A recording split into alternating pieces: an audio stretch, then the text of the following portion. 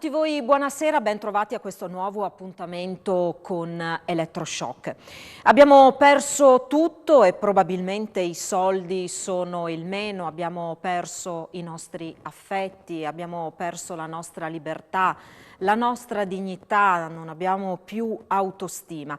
È quanto ci siamo sentiti raccontare nei giorni scorsi a Udine in occasione della nascita in città del gruppo Giocatori Anonimi. Stiamo parlando di gioco d'azzardo e in quell'occasione abbiamo raccolto alcune testimonianze che ci hanno convinto del fatto che valesse la pena di affrontare questo tema.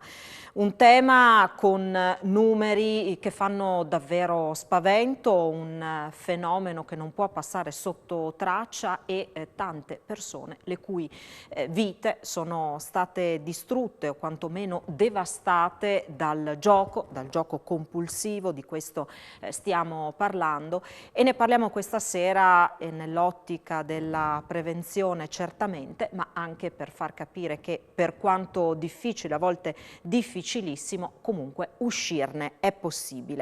Vado a presentarvi allora le ospiti in studio con noi, con le quali affronteremo questo tema così delicato. Saluto e ringrazio per la sua presenza Duilia Zanon, che è referente proprio per il gioco d'azzardo del Dipartimento delle Dipendenze di ASU FC. Buonasera, grazie per essere con noi. Vi dicevo prima che è nato anche a Udine il gruppo Giocatori Anonimi, la sede nel quartiere di San Domenico, notizia proprio di questi giorni, ce ne siamo subito occupati con il nostro telegiornale. Abbiamo in studio la referente del gruppo Giocatori Anonimi di Udine, che naturalmente non è riconoscibile, gli abbiamo dato un nome di fantasia, Valentina. Buonasera allora anche a Valentina. Buonasera. Io direi di partire entrando subito nel vivo di questa puntata che abbiamo chiamato appunto intitolato Vite in gioco, sentendo una delle testimonianze che è stata raccolta dal nostro Daniele Paroni proprio in occasione della nascita di questo nuovo gruppo. Partiamo da qui, partiamo da queste parole.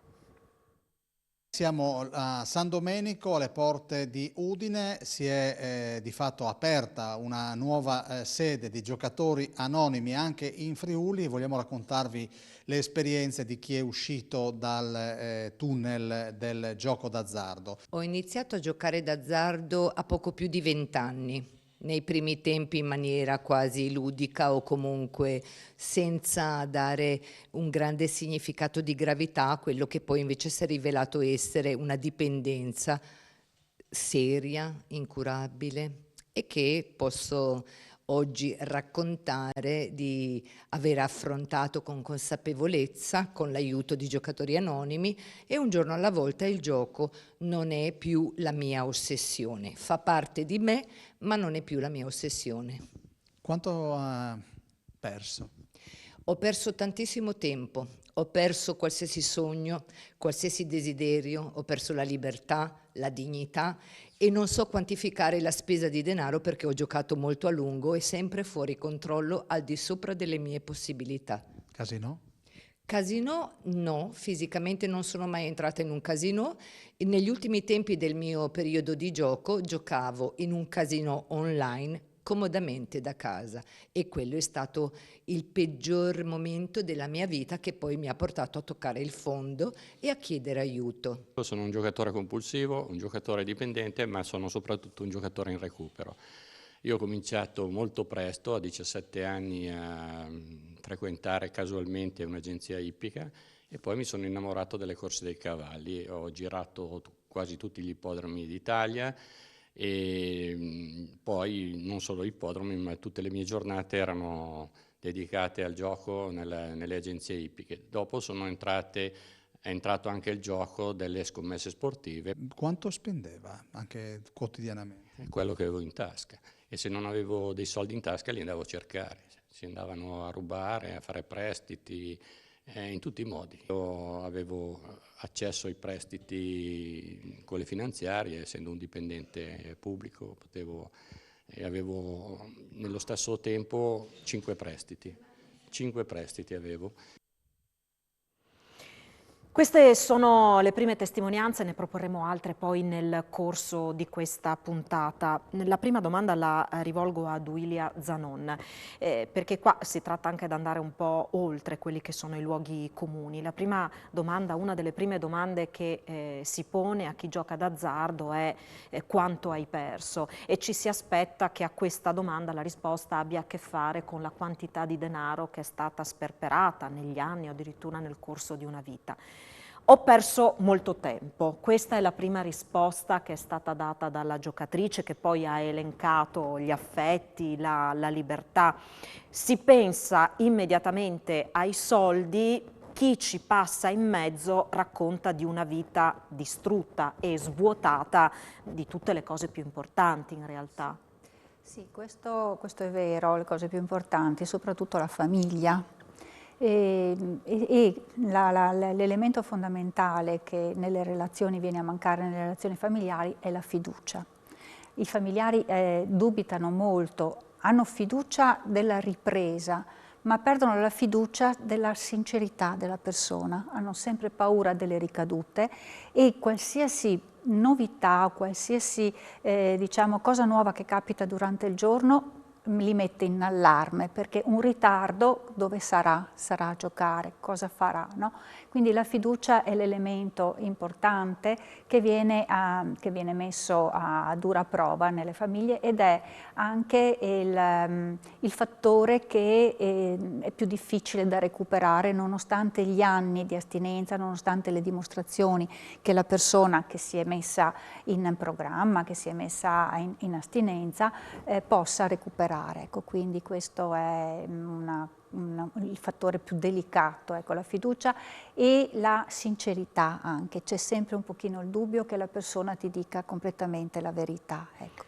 Torneremo sicuramente sul ruolo della famiglia, sul ruolo degli amici, che è un ruolo importantissimo, soprattutto nel momento in cui si tratta di cogliere alcuni segnali e magari coglierli anche in tempo. Io ritorno però da Valentina, che ringrazio molto, intanto per essersi messa questa sera a nostra disposizione. L'obiettivo è quello di far capire che stiamo parlando di gioco, ma stiamo parlando di un problema assolutamente molto serio. Vogliamo che sia chiaro quali possono essere gli effetti nel momento in cui si entra in questo circuito, ma insomma dare anche speranza a chi è dentro e si chiede se sia insomma, possibile venirne fuori. Dicevamo, giocatori anonimi, nato appunto a San Daniele, si tratta di un gruppo costituito non da professionisti ma appunto da giocatori compulsivi che proprio aiutandosi l'un l'altro hanno trovato la forza, le motivazioni e la possibilità di uscire da quel tunnel, e che a loro volta si mettono a disposizione di altri giocatori. Nato nel 1957 in California, poi il primo gruppo si è riunito in Italia nel 1999 e adesso appunto esiste un gruppo anche a Udine. Valentina, posso chiederle quali sono i suoi trascorsi, come è arrivata a diventare insomma poi il referente di questo gruppo udinese? Buonasera a tutti intanto. Io già da un po' di anni che mi ero resa conto di avere un problema col gioco. Io giocavo alle macchinette e, come poi mi hanno insegnato, questa è una malattia anche progressiva, e se appunto ho cominciato con pochi euro e la sfortuna, fortuna voluto che la prima volta ho vinto, piano piano sono andata aumentando, e da non giocare praticamente niente sono arrivata negli ultimi anni, che questa mia compulsione è veramente peggiorata, a giocarmi tutto quello che avevo e anche che non avevo.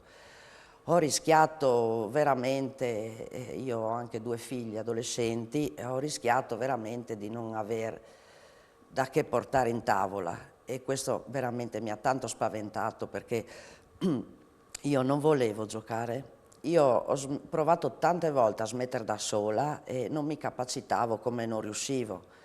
Mi sono arrivata a rubare i soldi da sola, che guadagnavo io, ma tanti di noi comunque sono arrivati a commettere reati, perché proprio è una dipendenza brutta, cioè è come la droga, devi prendere la tua dose. E forse per fortuna ho anche una famiglia che mi sono resa conto che che non ce la facevo da sola.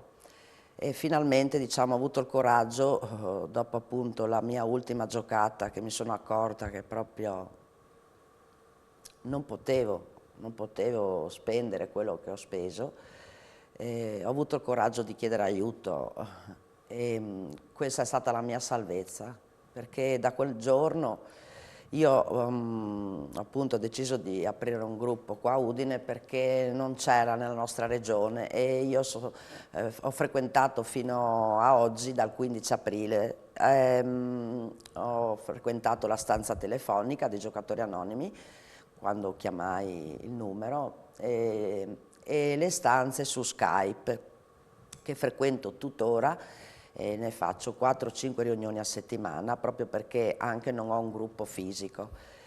Il fatto che comunque io ho trovato un aiuto, come diceva lei prima, una speranza perché pensi veramente di non riuscire e le testimonianze che ho ascoltato di altri giocatori non solo mi sono sentita accolta e soprattutto capita che nessuno ti può capire come un'altra persona che ha un problema come te.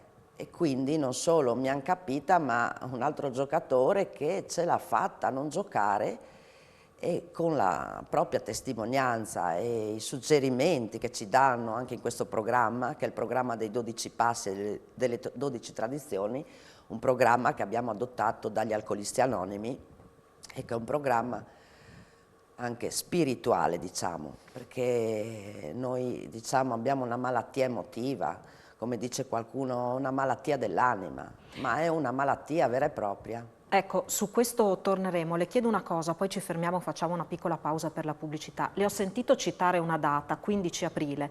Normalmente quando qualcuno ricorda bene una data è perché quel giorno è successo qualcosa di importante, una svolta, posso immaginare. Una svolta. La mia disperazione e il fatto di avere ammesso a me stessa di non farcela. Quella lì è stata la mia salvezza ed è anche quello che poi ci dicono il primo passo da fare, cioè arrendersi e capire che il gioco ha vinto su di te, quindi che io non avevo più potere sul gioco e che quindi di ammettere che avevo questa malattia. Il fatto di ammettere di essere una giocatrice compulsiva non è una poca cosa, perché comunque non è che uno è fiero di essere un giocatore, comunque non me la sono andata a cercare. Sicuramente magari ho delle tendenze, però come uno ha un tumore, io ho preso questa malattia. È una malattia interiore, ma è una malattia. E quindi quello che una delle poche cure che abbiamo, perché non ci sono pastiglie, sono questi gruppi che facciamo fra di noi. Siamo tutti giocatori, non ci sono psicologi, medici o non abbiamo professionisti, però questo ci aiuta perché ci sentiamo compresi e perché il messaggio di un altro che ce l'ha fatta ci aiuta. È un grandissimo aiuto, assolutamente. Allora ci fermiamo per la pubblicità, poi riprendiamo il nostro percorso, partiamo proprio da qui, una malattia, una patologia. Allora riprenderemo da qui il nostro discorso, a tra poco.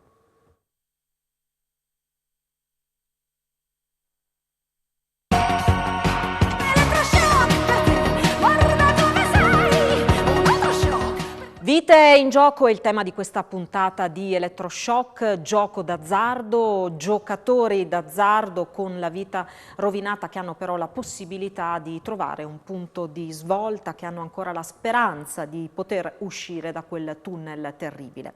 Ritorno allora da Duilia Zanon, ci diceva Valentina, ricordiamolo ancora una volta, nome di fantasia, che questa sera rappresenta un po' i giocatori anonimi, in particolare il gruppo giocatori anonimi in questi giorni è partito anche a Udine, è il tema della malattia. Gioco d'azzardo, gioco compulsivo come malattia, come patologia.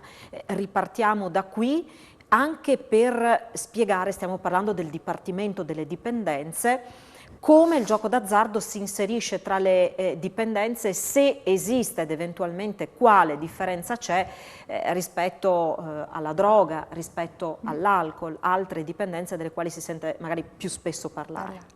Sì, è una malattia, la dipendenza è una malattia, che giustamente Valentina ha detto una dipendenza, una malattia dell'anima. Questo è importante, questo concetto, perché toglie il cappello moralistico del vizio, perché molto spesso comunemente è considerato il gioco, è considerato un vizio, come il fumo per esempio, è considerato un vizio.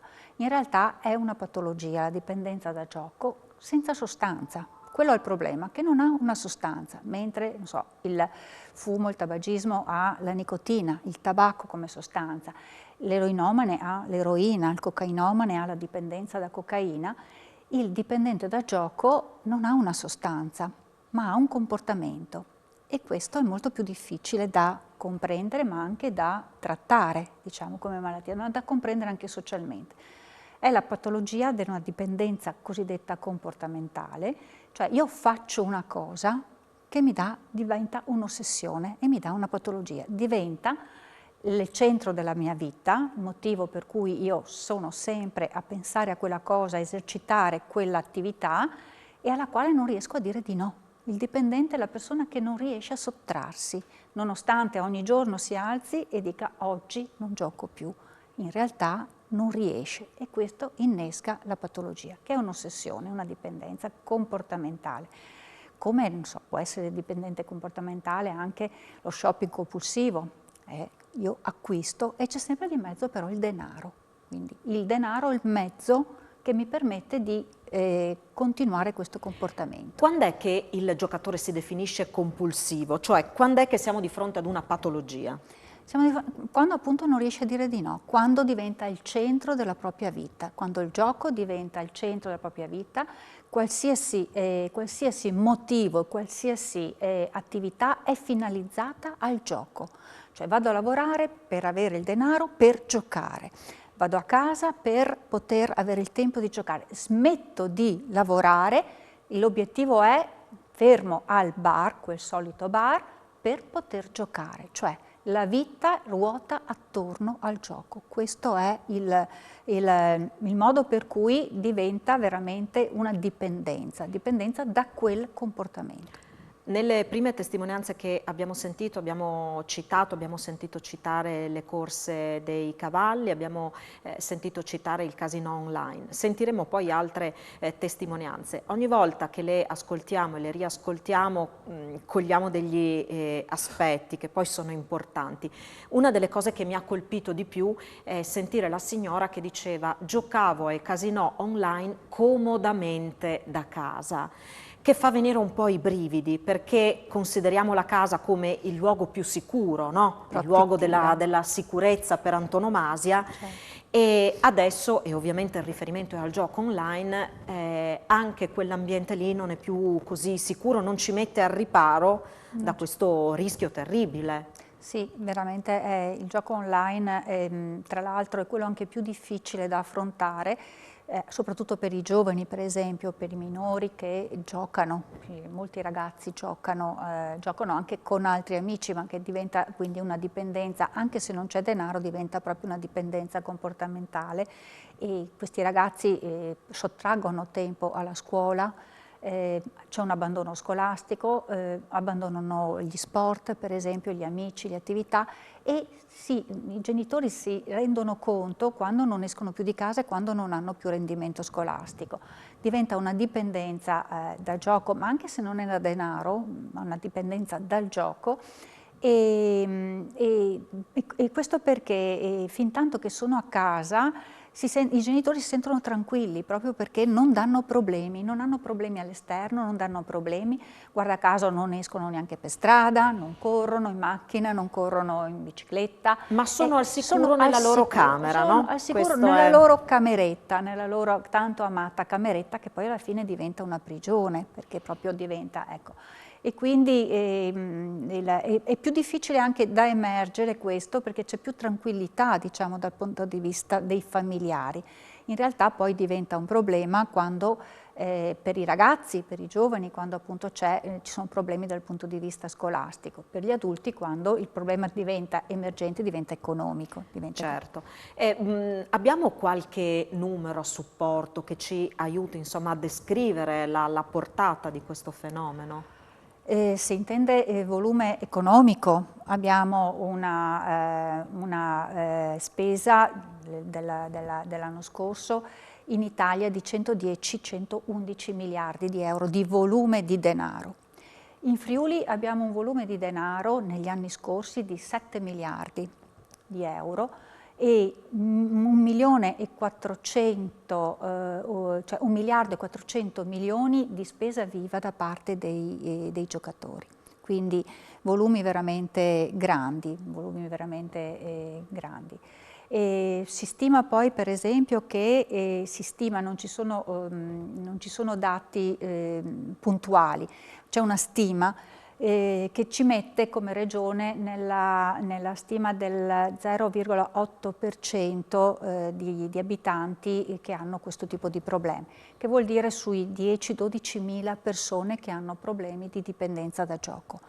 10.000 persone circa sono una cittadina come Cividale, immagino, no? Come di malati da gioco d'azzardo, quindi sono cifre molto importanti, molto importanti. Le chiedo una curiosità, l'ultima persona che si è rivolta al Dipartimento delle Dipendenze segnalando la possibilità di soffrire di questa patologia? Questa mattina c'è stato l'ultimo accesso di un figlio, un ragazzo, un signore, quarantenne, molto preoccupato, che ha accompagnato il papà, dipendente da gioco online, gioco in denaro, slot online, da cellulare, dipendenza da cellulare, quindi comodamente da casa col proprio mezzo, e papà che nega il problema, che minimizza, i debiti sono diventati prestiti da parte degli amici del figlio, frigo vuoto, casa fredda perché non si pagano le bollette, problemi anche al lavoro perché si comincia a chiedere denaro anche ai colleghi, ecco, quindi questa mattina. Papà però dice no,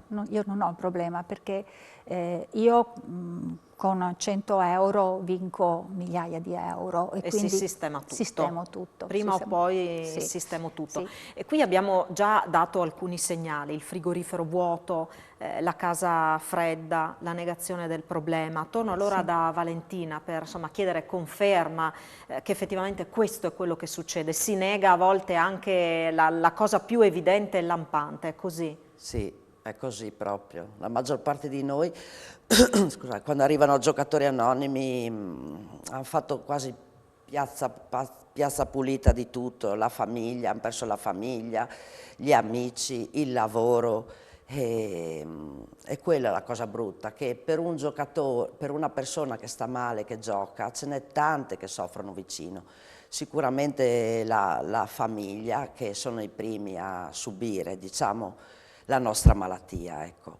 E volevo ricordare che dei danni che fa il gioco in Italia sono più di 2000 suicidi all'anno dovuti causati dal gioco, di quelli che si sanno. E secondo me in questi due ultimi, in questi 2 ultimi anni di pandemia le dipendenze sono aumentate in modo esponenziale, non solo il gioco, un po' tutte.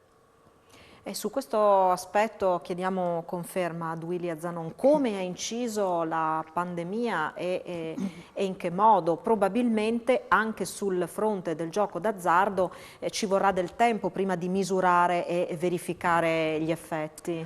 Sì, allora noi abbiamo avuto un calo drastico di accessi durante la pandemia.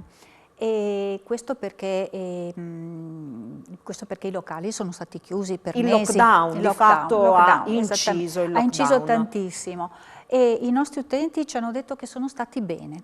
Sono stati bene e non hanno sentito bisogno di giocare, quindi significa che se non c'è a disposizione la sostanza, tra virgolette, non c'è la possibilità di avere il mezzo per giocare, almeno per quello che riguarda il gioco fisico, le persone stanno bene e non giocano.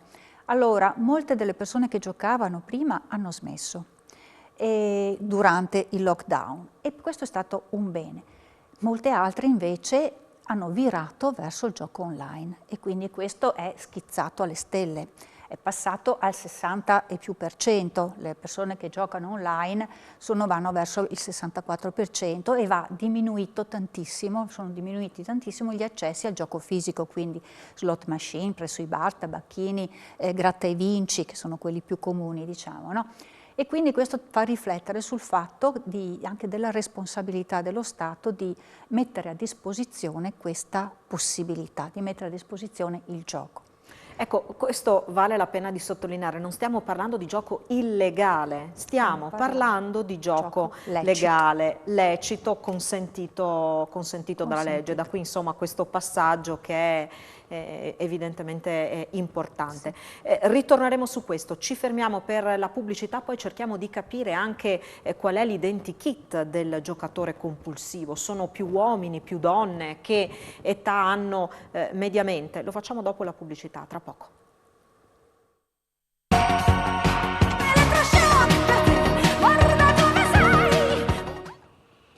Vite in gioco, stiamo parlando di gioco d'azzardo questa sera a Elettroshock. Ripartiamo da Duilia Zanon, che è referente proprio per il gioco d'azzardo del Dipartimento delle Dipendenze dell'Azienda Sanitaria Universitaria Friuli Centrale.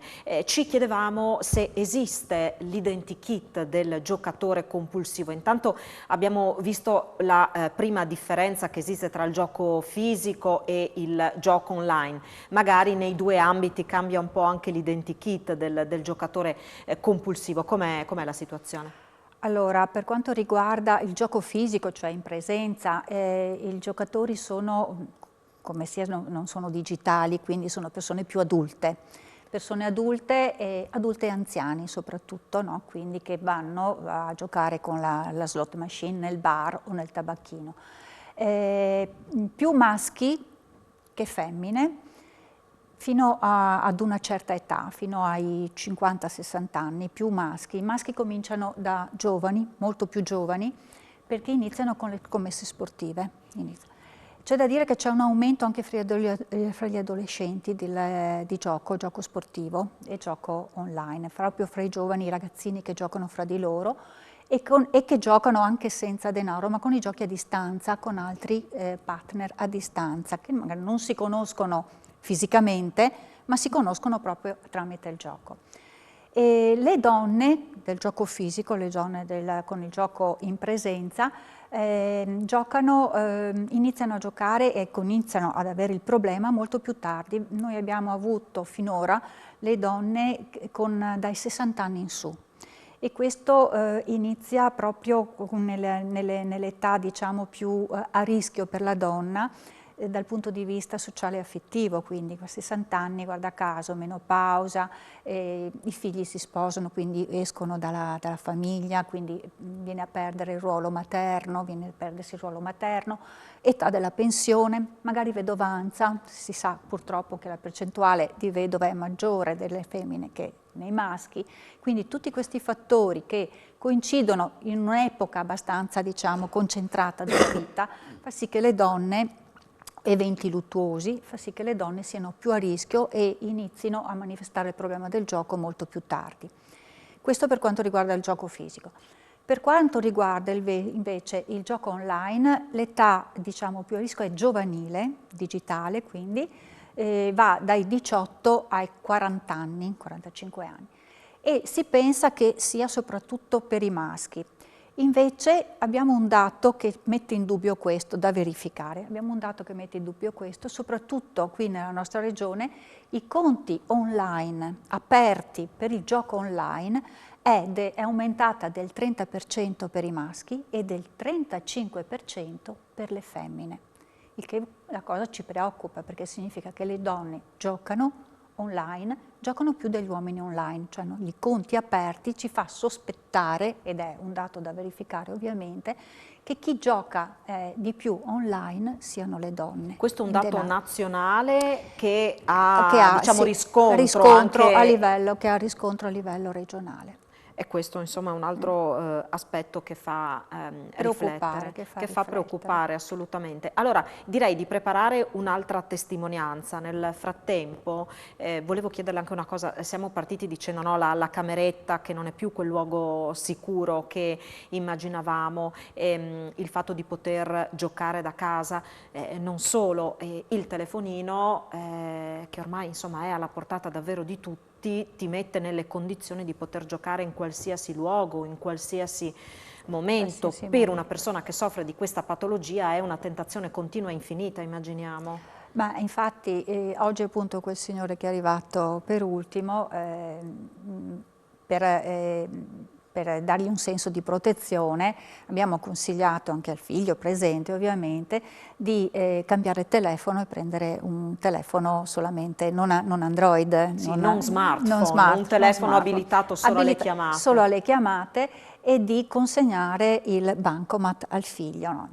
C'è stata assolutamente la negazione, il rigidimento più assoluto. Ecco, quindi anche da questo si vede la dipendenza, no? Dal fatto che ecco, per un ragazzino che è venuto la settimana scorsa, una famiglia con un ragazzino di 16 anni, secondo anno delle superiori, 15 anni, secondo anno delle superiori, che ha iniziato a giocare anche a scuola, ha chiesto di poter cambiare di fila, di essere messo in ultima fila, e l'insegnante si è accorto che giocava online con un altro amico siciliano, fa conto, no? E quindi la possibilità, il rischio che comporta questo mezzo, che ormai è diventato, diciamo, importantissimo e necessario per la vita, no? Ecco, l'idea di togliere il telefonino anche ad un adolescente è impensabile. Fa paura veramente, i ragazzi si inalberano, si agitano, si innervosiscono tantissimo, si ribellano. Poi dopo anche la possibilità di proseguire nel dialogo è compromessa di fatto. È difficile. È difficile. Allora andiamo a sentire la prossima testimonianza, poi ritorniamo in studio. E vedo che mettono... Per tutta la vita sono stato un uomo debole, perché ho capito di essere un malato emozionale e per tutta la vita ho sfuggito alle mie responsabilità nascondendomi nel gioco. Inizio da bambino. Già con le figurine ero già un compulsivo, quindi ho giocato tutti i giochi possibili e immaginabili fino all'età di 50 anni, quando mia moglie mi ha detto cosa volevo fare da grande, se no ci lasciavamo. Io ho giocato a tutti i giochi possibili e immaginabili, tutti, non mi sono lasciato mancare nulla. E ha perso, anche lei mi dirà, non abbiamo una cifra. Ho perso tantissimi soldi, ma non ho mai fatto il conto. La casa ce l'ha ancora? La casa ce l'ho ancora, ho 2 splendide figlie che mi vogliono bene adesso. Sua moglie? Mia moglie anche. Io ho giocato alla scommesse sportive, casinò, poker, di tutto e di più, anche ai dadi. Senta, ma il botto in positivo qualche volta l'ha fatto però? Mai. Cioè, non hai fatto una bella vincita? Mai. Ho sempre perso, sempre. Qualche cifretta così, ma ho sempre perso. Di botti non ho mai fatti. Ecco, quando lei dice cifretta cosa vuol dire? Ma magari nel giro di poche ore perdevo lo stipendio di un mese e quindi ritornare a casa dopo aver perso lo stipendio del mese era impossibile guardare negli occhi le mie figlie e mia moglie. Che lavoro faceva? Io ero un responsabile di magazzino finché la ditta è andata avanti, dopo sono passato a fare il corriere, sono passato dall'altra parte della barricata perché l'azienda nel frattempo era fallita. E lei si è mai sentito un fallito? Sì, molte volte. Quando non riuscivo a dare l'affetto che volevo alle mie figlie, quando non riuscivo a dare l'affetto ai miei genitori, mi sono sentito tante volte fallito perché giocavo. I miei genitori mi hanno sempre coperto il mio giocare, mi hanno sempre coperto i buchi e io li ricottavo anche moralmente perché gli dicevo se non mi aiutate mia moglie chiede il divorzio e non vedo più le mie figlie. E questa cosa ancora adesso mi fa male pensarla. Martino, ma lei quante balle ha raccontato? Tante, tantissime balle. Un giocatore ha 1000 maschere e riesce a raccontare tutte le balle di questo mondo. La balla più grande? La barra più grande quando magari non andavo al lavoro e dicevo che mio papà era in fin di vita, invece non era vero. Ecco, qui c'è, credo, tutta la disperazione, no? La difficoltà, le balle. arrivare addirittura a dire mio papà è in fin di vita per coprire, no, il tempo passato a giocare. Ma c'è un altro aspetto, su questo tornerei a parlare con Valentina. Il bene più prezioso che si rischia di perdere è la relazione con i propri cari. Diceva questo giocatore: non riuscivo più a guardare negli occhi le mie figlie, la difficoltà insomma nel rapporto con la moglie, insomma gli affetti più cari ai quali si mente, ai quali si fa del male. Ecco, volevo capire un po' di più questo e chiedere anche a Valentina che cosa possono fare le persone care, che cosa possono fare i familiari nel momento in cui colgono, no, qualche segnale che lasci intuire dov'è e qual è il problema. Questo è importante, perché tante volte sono i familiari che ti salvano, perché molti di noi nel problema, che hanno questo problema, non si rendono neanche conto, oppure negano fino alla fine, o si illudono, o temporeggiano, o comunque raccontano un sacco di bugie alla famiglia e quindi magari difficilmente vengono scoperti. Anch'io ho raccontato bugie, ma principalmente a me stessa, perché non ti senti una brutta persona, ecco, e quindi ammettere, perché poi anch'io pensavo magari che era più un vizio, non proprio una malattia così, e quindi anche sensi di colpa, sì, hai vergogna. Io capisco, questa cosa del gioco online è una cosa che agevola ancora di più, come forse anche le donne che magari appunto non si fanno vedere nei bar, no? E giocano da casa, perché comunque non è bello farsi vedere, ecco, che si gioca, quindi lo si nega anche a se stessi, quindi quello è difficile, cioè capire, accettare noi di avere un problema e di avere il coraggio di chiedere aiuto. E comunque sì, le famiglie possono far tanto, ecco, soprattutto con i figli, perché anche, come diceva la signora, il telefonino, provi a toccare il telefonino a un adolescente, ti fa a pezzi, come se li toccassi, io non so, cioè, ti possono uccidere se gli tocchi il loro telefono, figurati dargli uno senza internet.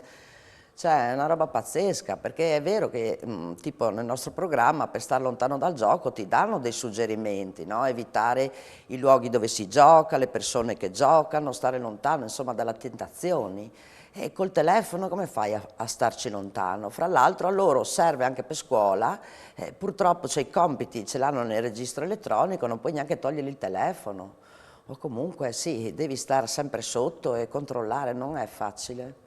Ecco, allora torno da Duilia Zanon per capire che cosa possono fare le persone vicine ai giocatori compulsivi, come possono effettivamente aiutarli. È giusto, come posso dire, ripianare i debiti del gioco? È un modo per aiutarli oppure no? Allora, noi ai familiari consigliamo, cioè quando i familiari arrivano da noi significa che le hanno provate tutte e sono intervenuti. E quando la persona si decide di chiedere aiuto, quando i familiari cominciano a dire di no.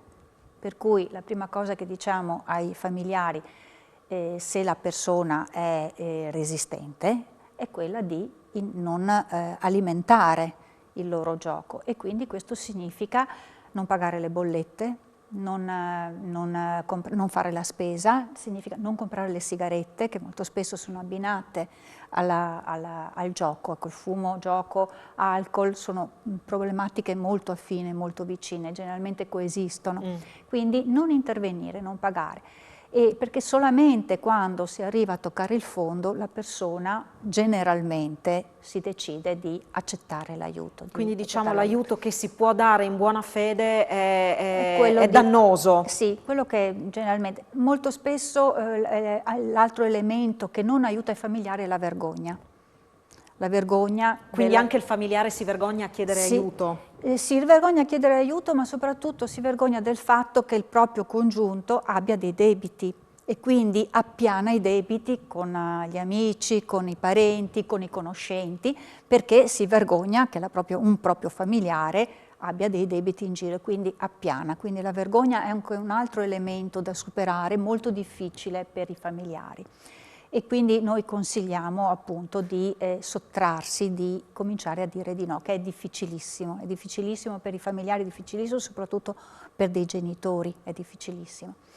E per quanto riguarda invece la dipendenza da device, da cellulare, eccetera, per i ragazzi, noi suggeriamo di stare vicino ai figli. È molto difficile oggi perché i genitori hanno poco tempo, ma quel poco tempo di limitare, di non sottrarre del tutto, ma di vedere assieme, di giocare assieme con i ragazzi per capire come mai e perché quel gioco, a che cosa serve, chi sono gli amici che ruotano attorno a questo gioco. Molto spesso i genitori non sanno che tipo di gioco, non sanno con chi si connettono questi ragazzi, chi sta al di là del telefono, quali altre persone, quali altri ragazzi che loro considerano amici, in realtà in quel momento della loro vita magari sono gli unici amici che hanno.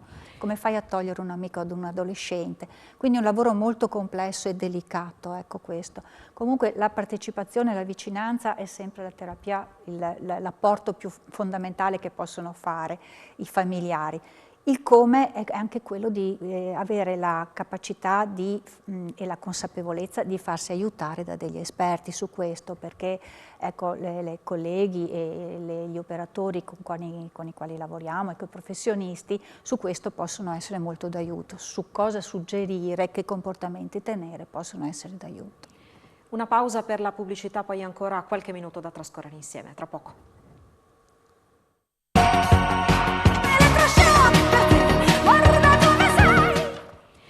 Abbiamo ancora qualche minuto da trascorrere insieme, diamo anche qualche informazione utile, qualche informazione pratica per chi volesse insomma chiedere aiuto, per chi volesse avere qualche informazione in più dopo quello che abbiamo detto questa sera.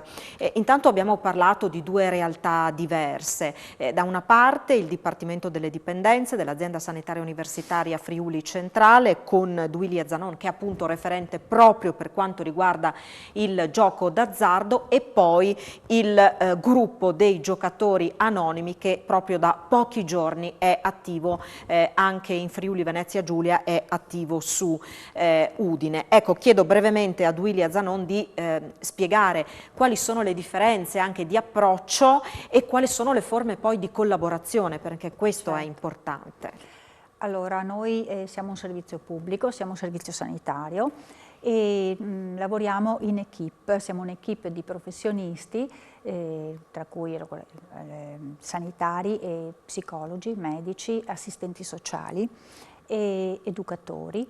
E in equipe affrontiamo il tema dal punto di vista familiare. Noi lavoriamo con la famiglia e abbiamo dei gruppi terapeutici familiari. Siamo un servizio gratuito. Lavoriamo ovviamente nel rispetto della privacy, del massimo riservo, e non siamo anonimi. E lavoriamo presso i nostri servizi e accogliamo le famiglie, preferibilmente tutta la famiglia o comunque chi della famiglia, i componenti della famiglia che voglia collaborare e che voglia accompagnare la persona che ha il problema. E facciamo parte del dipartimento che è situato in via Pozzuolo, il Dipartimento delle Dipendenze, e ci occupiamo di gioco d'azzardo e di dipendenze comportamentali, quindi shopping compulsivo per esempio, dipendenza da internet, da cellulare, da computer, e lavoriamo con tutte le età, facciamo percorsi sia individuali che di gruppo, preferibilmente appunto terapia di gruppo familiare. Con i giocatori anonimi ovviamente possiamo collaborare, nel senso che se da noi viene una persona che desidera l'anonimato, noi diamo il nostro apporto professionale specialistico, quindi sanitario, quindi medico e specifico, sempre gratuito, ma se la persona non accetta il nostro operato terapeutico, che appunto non è in anonimato ma è delle famiglie che si palesano, possiamo inviare le persone anche al gruppo di anonimi. Questo lo facciamo anche con gli alcolisti anonimi, per esempio. Se le persone vengono da noi possiamo dare una parte di quella che è la nostra professionalità, che potrebbe essere l'apporto medico, specialistico dello psichiatra, l'apporto terapeutico farmacologico, per esempio, ma per quanto riguarda invece il percorso, che è lungo, sia da noi che agli anonimi, possiamo inviare la persona al gruppo che continuerà a frequentare in anonimato, al gruppo degli anonimi.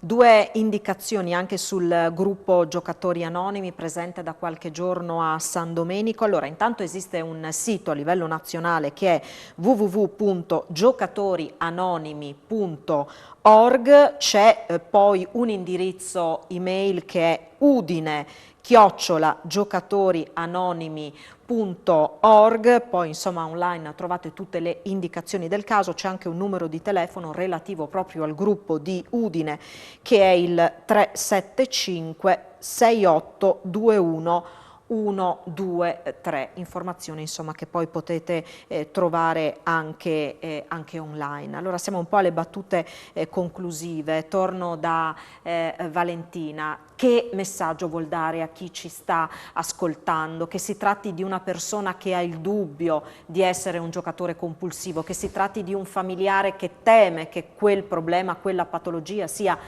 all'interno della propria casa, della propria famiglia, che cosa vuol dire? Ad esempio, se uno anche ha un dubbio, se uno è un giocatore o no, noi abbiamo anche un test che uno può fare con delle domande per capire se uno ha questa compulsione o no. Comunque di fare attenzione, di chiedere aiuto a Giocatori Anonimi o al CERT, perché secondo me le due cose non sono in competizione, anzi uno che ha questo problema deve prendere tutto quello che c'è, perché non è che abbiamo tante cose da fare. Questo programma che si fa con Giocatori Anonimi è sì, un giorno alla volta, ma un programma che è lungo, che dura una vita, perché si va a lavorare su noi stessi, a cambiare i nostri difetti di carattere, cioè un lavoro lungo, interiore da fare. Non è che in un giorno uno, diciamo, risolve questa malattia, che come non ti è venuta in un giorno, neanche in un giorno la puoi placare, oltre al fatto che non guariamo mai completamente, possiamo tenere a bada questa compulsione, ma un giocatore compulsivo rimarrà un giocatore compulsivo tutta la vita. Ecco. E tra l'altro, sentendo anche le testimonianze che abbiamo raccolto, se è vero che le vincite sporadiche o anche più frequenti che ci sono non aiutano a smettere, nemmeno perdere continuamente denaro aiuta a smettere. Questo insomma per far capire un po' com'è questo fenomeno. Allora Valentina faceva riferimento ad una serie di domande che possono aiutarci a capire se siamo dei giocatori compulsivi o meno. 20 domande, se rispondiamo sì ad almeno 7 di queste domande, beh, ecco, forse siamo di fronte ad una patologia. Quali sono queste domande? Ne leggiamo alcune. Hai mai perso tempo sul lavoro o a scuola a causa del gioco? Il gioco ha mai reso la tua vita familiare infelice? Il gioco ha mai danneggiato la tua reputazione? Hai mai sentito rimorso dopo aver giocato? Hai mai giocato per ottenere soldi con cui pagare debiti o risolvere difficoltà finanziarie? Il gioco ti ha causato diminuzione di ambizioni o efficienza? Dopo una perdita hai mai sentito il bisogno di ritornare per vincere quanto perduto? Dopo una vincita sentivi il bisogno di ritornare e di vincere di più? Hai mai giocato fino all'ultimo euro? Hai mai chiesto prestiti per giocare? Hai mai venduto qualcosa per finanziare il gioco? Ecco, queste sono solo alcune delle domande che ci aiutano ad inquadrare questo fenomeno. Siamo davvero in conclusione. Io vorrei farle una domanda. Stiamo parlando di gioco d'azzardo, stiamo parlando di patologia. Esiste un gioco d'azzardo sano, non patologico? No, il gioco d'azzardo prevede l'utilizzo di denaro e quindi non può essere sano. Denaro a rischio, denaro a rischio. Ricordo anche che nella nostra Costituzione è vietato La parola azzardo nella nostra Costituzione proprio è bandita in virtù del risparmio e dell'abitazione. Proprio l'articolo 46 della nostra Costituzione diceva questo. Si è dribblato questo divieto, questa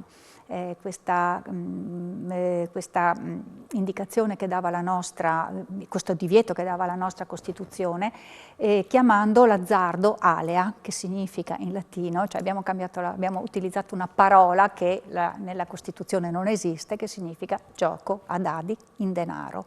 Dandole anche un nome importante, altisonante, ecco, e quindi dagli anni 90 si è liberalizzato il gioco per fare cassa. In realtà dei 110 o 111 miliardi che quest'anno, tra l'altro, abbiamo già superato questo volume, a novembre abbiamo già superato questo volume totale di denaro in Italia, di questo 110-111 miliardi dell'anno scorso solo 11 vanno all'erario, parte dei quali vengono utilizzati per pagare noi dipendenti pubblici, quindi anche questa è la contraddizione, no? Del nostro Stato, che ci mette anche in grosse difficoltà come operatori, come professionisti, a dire il vero. Voi che insomma quotidianamente testate gli effetti sì. di queste situazioni. Allora, ricordiamolo ancora una volta: Dipartimento delle Dipendenze dell'Azienda Sanitaria Universitaria Friuli Centrale, quindi il Dipartimento in via Pozzuolo a Udine come punto di riferimento, e poi www.giocatorianonimi.org, questo è il sito nazionale, l'indirizzo email udine@giocatorianonimi.org, il riferimento su Udine, con anche un numero di cellulare sempre del gruppo udinese che è 375 6821 123. Ringrazio molto Duilia Zanon per essere stata con noi questa sera. Un grazie speciale va a Valentina per il coraggio che ha dimostrato, per l'aiuto che dà a tante persone che sono finite nella sua stessa situazione. Grazie per aver deciso di venire qui questa sera a raccontarci di questo dolore, di questa che sembrava una sconfitta, e adesso insomma c'è una seconda possibilità, una seconda opportunità da sfruttare fino in fondo, e lo si fa anche dando una mano agli altri, a chi vive la stessa difficoltà. Grazie anche appunto alle persone che ci hanno consentito di raccogliere la loro testimonianza e di proporverla questa sera, perché insomma credo che sia il modo più efficace per far capire di che cosa stiamo parlando. Grazie a voi, grazie ai tecnici in regia, a voi che ci avete seguito da casa. Alla prossima, arrivederci.